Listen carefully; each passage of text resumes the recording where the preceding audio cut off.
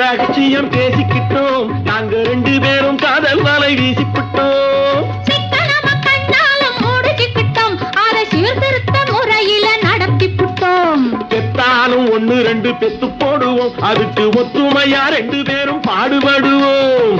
ஊதாரி பிள்ளைகளை பெக்க மாட்டோம், அது ஊரு வந்த வாங்கும்படி வைக்க மாட்டோம். நாங்க புதுசா கட்டிக்கிட்ட ஜோடிதானுங்க, நல்ல பாட்டு படிக்கும் வாரம் பாடிதானுங்க.